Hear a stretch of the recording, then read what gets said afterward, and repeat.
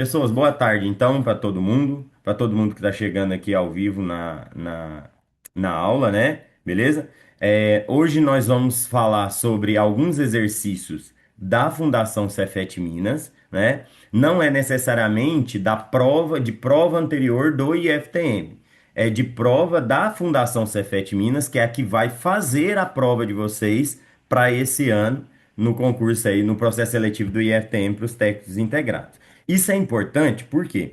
Porque cada banca, né, cada instituto que faz provas, por exemplo, para esse tipo de processo, eles costumam colocar um pouco da cara deles nas questões. Lógico, os assuntos que vão cair na prova são os assuntos que estão no edital. Lógico, a prova que tem aí do IFMG, que é do IF lá de Belo Horizonte, ela contempla mais coisas. Então, provavelmente, o edital deles é diferente do edital nosso do IFTM, que é o edital mais simples. E aí as provas devem cobrar assuntos mais básicos. Mas mesmo assim, é muito importante conhecer a prova, o modelo da prova, o estilo da prova. E é para isso que eu chamei vocês para essa aula de hoje, tá? Então, eu separei aqui alguns exercícios, tá? Eu vou colocar lá no quadro o primeiro exercício que a gente vai resolver hoje. A gente já vai direto para o exercício, beleza? E à medida que for precisando de alguma coisa de teoria, aí eu vou falando com vocês aqui mesmo no próprio exercício, tá? Deixa eu melhorar um pouquinho a nitidez da imagem aqui. Beleza? Show de bola. Então vamos lá, pessoas. Ó, esse exercício eu trouxe aqui para a gente fazer porque é um exercício de operações básicas, tá? É um exercício que às vezes pode parecer complexo, mas na hora que você vai ver o que que tem que fazer mesmo, não é um exercício tão difícil assim. Tem que ter raciocínio e resolução de equações básicas, de operações básicas, melhor dizendo. Então vamos lá, ele fala assim, ó. Em uma empresa, há um número total de 800 caixas do produto A, então tem 800 do A, 1.500 do B, 2.250 do C. Um operador precisa formar pacotes contendo exatamente 4 do A, 6 do B e 10 do C, certo? Como as quantidades delas aqui é diferente, é difícil para esse cara conseguir fazer uma quantidade exata de caixas que tem, de pacotes que tem o mesmo tanto de caixas de todo mundo, certo? Então aqui a pergunta justamente é essa, ó. Quantas caixas do produto A e quantas caixas do produto C o operador precisará adquirir para formar o maior número possível de pacotes de modo que não sobre nenhuma caixa de B. Então não pode sobrar de B. O que que eu vou fazer? A primeira coisa que eu vou fazer é dividir as de B, porque as de B vão ser o meu delimitador, tá? Como assim dividir as de B, professor? Ele fala para mim que o pacote tem que ter 6 caixas do produto B, tá? E do produto B eu tenho no estoque 1.500 caixas ao todo. Então o que que eu vou fazer? Eu vou fazer uma divisão, uma operação básica, igual tá falando lá no edital, 4 operações básicas, beleza? Então eu vou fazer produto B, vamos falar aqui assim, né? Vamos ser organizado, vou colocar aqui produto B. Eu vou fazer 1.500 dividido para 6. Vamos ver quantos pacotes dá para fazer com essas 1.500 caixas do produto B, tá? Aí eu vou cortar aqui no 15. A gente sabe que 2 vezes 6 é 12. E aí, se eu fizer 15 menos 12, vai sobrar 3. Eu desço zero aqui, vai dar um 30. 6 vezes 5 é para 30, né? Aí eu desço outro zero ali. E aí eu tenho que colocar esse zero no meu resultado. Porque que número que multiplica por 6 para dar zero é zero. Então, ele vai conseguir fazer quantas caixas do produto B? Do produto B, ele tem que fazer 250 caixas, tá? Isso significa que os outros produtos também têm que dar 250 caixas, ok? Aí, 250 pacotes, melhor dizendo, né? Aí, o que que eu vou fazer? Olha só comigo, vamos primeiro fazer o do A, porque talvez do A já dá para eu eliminar alguma das alternativas, beleza? Então, vamos ver quantas caixas do produto A ele vai ter que comprar, tá? O produto A, no estoque, ele tem 800 caixas. E os pacotes que ele faz tem 4 caixas do produto A. Então eu vou ver quantas já dá para ele fazer com o estoque que ele tem do produto A. Então, bem simples a continha, eu vou fazer 800 dividido por 4, tá? Aí a gente sabe aqui nesse caso, por exemplo, se eu cortar no 8 aqui, vai dar 2, vai dar certinho, e aí vai dar mais dois zeros. Então aqui deu quanto? 200, só para simplificar e agilizar o cálculo. Então ele vai conseguir fazer 200 pacotes do produto A. Só que ele precisa não fazer 200, ele precisa fazer 250. Então tá falta, vamos falar assim, 50 pacotes, beleza? 50 pacotes, tá? 50 pacotes, vamos falar assim, corresponde a quantas caixas? Se cada pacote tem 4 caixas de A, para fazer 50 pacotes, então eu tenho que fazer 50 vezes 4, beleza? E aí, se eu fizer 50 vezes 4, vai dar 200, tá? 50 vezes 4. Então, falta aí ainda 200 caixas do produto A. Como 200 tem na B e na C, eu já risco aqui, ó, elimino a letra A, elimino a letra D. Só tem a B e a C. Agora, eu vou descobrir quantas que faltam do produto C. Lá no estoque dele, só subindo ali um pouquinho, o produto C tem 2.250 caixas. E ele faz pacotezinhos de 10 caixas. Então eu tenho que fazer 2.250 dividido por 10. Nesse caso, eu não vou fazer a divisão pelo método da chave, não. Eu vou fazer a divisão aqui, ó, por fração. 2.250 dividido por 10. Por que que você vai fazer assim, professor? Porque aqui eu posso cortar o zero e aí vai dar 225 dividido por 1.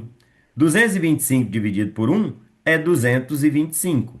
Só que ele tem que fazer 250 pacotes. Então ele ainda vai faltar, nesse caso, mais 25 pacotes, beleza? Para poder inteirar os 250 pacotes, tá? Ele fala para mim no exercício que tem que fazer o mesmo tanto, de forma que B não sobre. Quer dizer, B tem 250, dá para fazer 250, então o A tem que dar para fazer 250 e o C também tem que dar para fazer 250. Então falta 25 pacotes de C.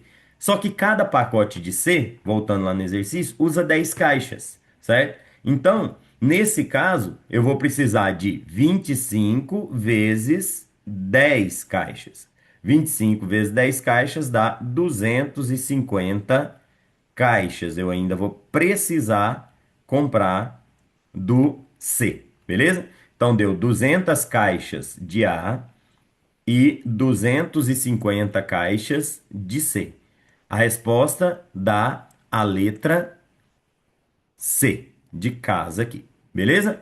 Deu para compreender, pessoas? Então, um exercício muito basicão sobre divisão. Um exercício das quatro operações básicas, né? Precisava um raciocínio ali e aí executar as quatro operações básicas. Então, vamos nessa, pessoas? Bora lá, galera. Segundo exercício que nós vamos fazer nessa aula de hoje é o exercício da questão, é a questão 18 da prova do IF Belo Horizonte, né? Que a Fundação Cefet Minas preparou para o ano passado, tá? Ele fala o seguinte, ó. O jogo de celular Snake, também conhecido como Jogo da Serpente, foi lançado no início dos anos 2000 e permanece popular até os dias de hoje. No jogo, a serpente se desloca em um plano coletando itens e aumentando o tamanho, enquanto evita colisão com as paredes ou consigo mesmo.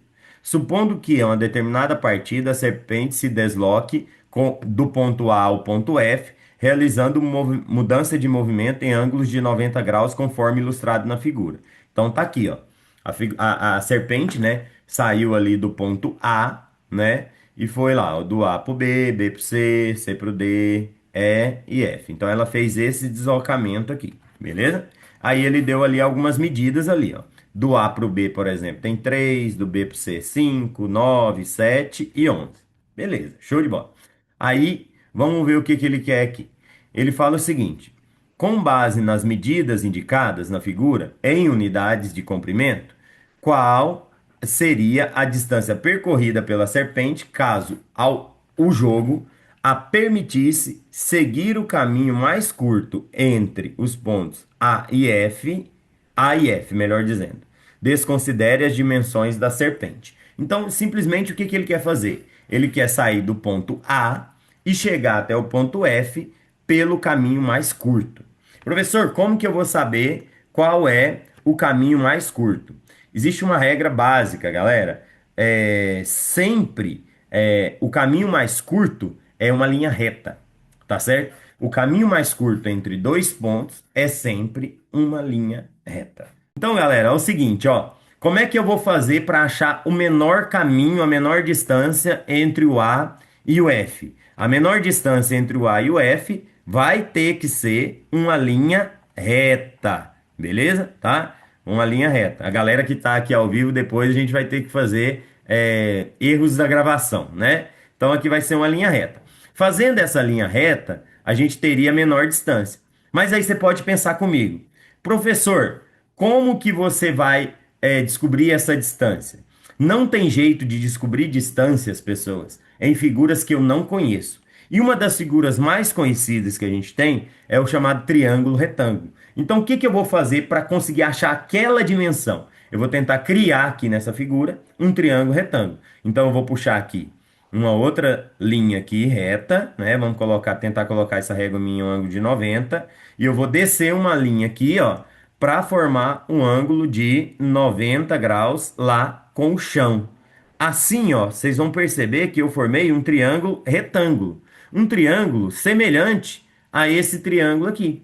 E aí, por que que tem que ser o triângulo retângulo, professor? Porque o triângulo retângulo dá para eu aplicar o teorema de Pitágoras, ok? Como é que é o teorema de Pitágoras? O teorema de Pitágoras, se eu chamar aqui esse triângulo, deixa eu só organizar ele aqui na posição.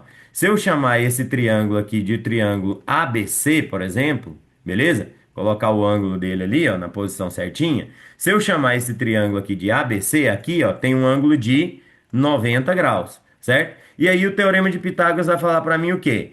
A ao quadrado é igual a B ao quadrado mais C ao quadrado. Quer dizer, se eu somar esse lado que forma o L mais esse outro lado que forma o L ao quadrado, dá exatamente o lado que está de frente ao 90 graus, que é o que a gente chama de hipotenusa ao quadrado, beleza? E eu vou aplicar isso. Só que para eu aplicar isso, eu preciso saber quanto valem essas medidas, quer dizer, quanto que é essa medida e quanto que é essa medida, tá? Essa medida aqui eu não vou saber. Essa medida azul é a mais fácil de descobrir, porque aqui dá 5 com 7. 5 com 7. Então, essa medida azul para mim, vou colocar até aqui de cor azul, vale 12. 5 com 7 deu 12. E essa outra medida preta aqui embaixo, professor, quanto que vale esse outro cateto aqui para formar o L certinho? Aí a gente vai ter que olhar pelas medidas do desenho. Se você perceber, até aqui já vale 9, ó, pegando pela medida lá de cima, até aqui já vale 9, ok? E como essa medida toda aqui vale 11, isso aqui tudo vale 11, então esse pedacinho aqui, ó, né, porque ele falou que aqui tudo vale 11, só ali em cima vale 9. Então esse pedacinho aqui, teoricamente, teria que valer quanto? Teria que valer 2, tá certo? Beleza? Aí é que tá o problema. De novo, né? A gente tinha feito uma definição ali em cima valia 3 e tudo mais, né? Mas aqui embaixo, para mim, do E até o F, vale 11. Só que cortando aqui, ó, do A, pegando do A para frente, ali vale 9. Então, isso significa que esse pedaço aqui vale 2, professor? Não, esse pedaço aqui não vale 2. Por que que não vale 2? Porque é o seguinte, ó, 9 é tudo isso aqui. Então, vamos pensar um pouco. Se 9 é tudo isso aqui, esse pedaço, então, daqui para frente, ó, desse pedaço aqui para frente, tem que valer, se aqui vale 3, né? Então, aqui vale 3, vamos pensar comigo, 3, né? Então, eu já desconto mais 3 aqui assim, tudo bem? Mais 3 aqui, né? Então, esse pedacinho que sobrou aqui não é 9. Esse pedacinho que sobrou aqui vale quanto, galera? Ele vale 6, tá? Por que 6? Porque aqui é 6, aqui é 3, e aí a soma de tudo aqui deu 9. Professor, e o resto? Quanto que tá faltando para completar? Bem, se eu pensar 6 com 3 dá 9, esse pedacinho que falta, então 2 para inteirar os 11 completo. Ó, 6 mais 3 mais 2 deu 11 completo. Então, quanto vale aqui embaixo, professor, no meu triângulo? Vamos despoluir? 3 com 2 vale 5. Vamos colocar aqui embaixo. Essa medida vale 5. Então aqui a medida grandona é 12 e a medida de baixo é 5, tá? Deixa eu tirar aqui. É esse triângulo que eu tenho que descobrir o valor de x, ok? Vamos lá para o cálculo. Então, como a gente descobriu que aqui é 5 e aqui é 12, então agora eu vou descobrir esse x que é só eu pegar. Ele está de frente ao ângulo de 90, então eu vou fazer x sozinho é igual a 12 mais 5. Só que aí, para ser o teorema de Pitágoras, tem que jogar tudo ao quadrado, beleza? Tem que jogar tudo ao quadrado aqui. Então, x ao quadrado é igual a 12 ao quadrado, 144. 5 ao quadrado é mais fácil, 5 ao quadrado é 25. Se eu somar aqui, então, vai ficar x ao quadrado é 144 mais 25, 169. Aí, professor, como que eu acho agora o valor de x nesse caso? Como eu já expliquei algumas vezes para vocês até lá na sala de aula, é só jogar a raiz quadrada de ambos os lados. Jogando a raiz quadrada de ambos os lados, vai ficar que x é a raiz de 169.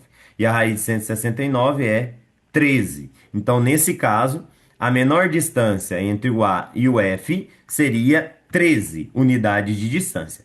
Tem isso lá no gabarito, professor? Tem sim, temos aqui a letra B. Um exercício um pouquinho mais complexo, porque a gente tinha que descobrir as medidas ali dentro. Para o IFTM, lembrando que essa prova é lá do IF de Belo Horizonte, né? Para o IFTM, provavelmente, se ele cobra o exercício do Teorema de Pitágoras, ele já dá mais ou menos uns indícios, né? Para a gente não precisar ficar cortando tanto e montando tanto assim. Beleza, pessoas? Deu para entender esse exercício aí? Sim? Show de bola.